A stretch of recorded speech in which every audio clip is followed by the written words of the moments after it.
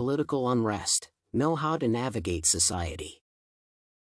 Political unrest, which can be defined as riots, strikes, and anti-government demonstrations, has continued to be prevalent throughout all nations and populations.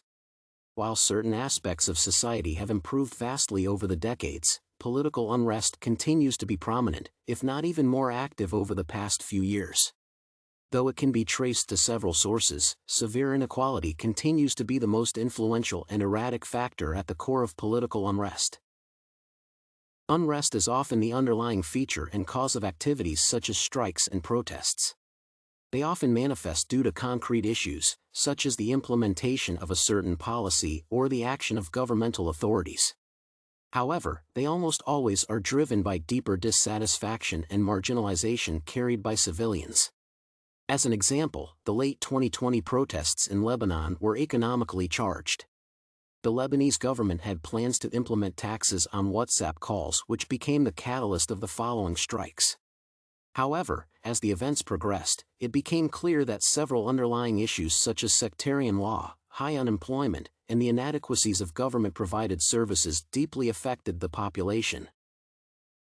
Chile experienced a similar sequence of events when an increase in subway fares was announced.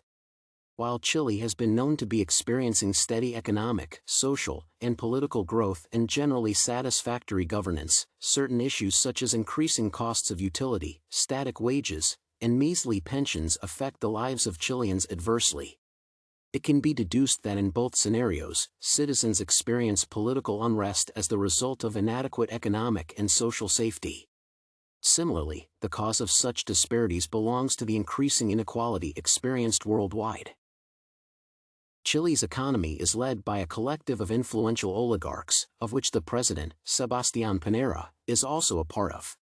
Lebanon's landscape is even more unfavorable, with the top 1% collecting approximately 25% of the national income. Most, if not all, nations worldwide are currently observing a decrease in the middle class as an affluent minority continues to accumulate outrageous amounts of capital either through business ventures or generational wealth. As such, the connection between social and economic inequality and political unrest becomes clear.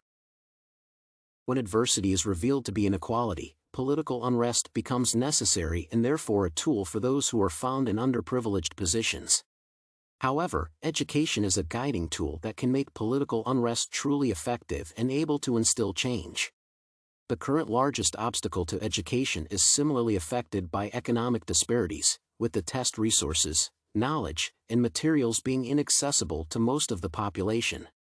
Despite this, public education has proven to be effective in providing people within difficult circumstances with future viable options for employment and improving one's livelihood.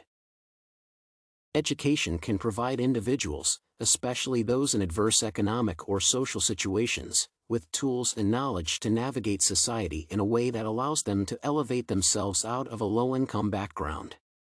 However, this is only possible if education is free, universal, and practical. As such, education must begin to shift away from its current business model. This includes providing university and college-level education based on capabilities and interest, and not a student's financial opportunities.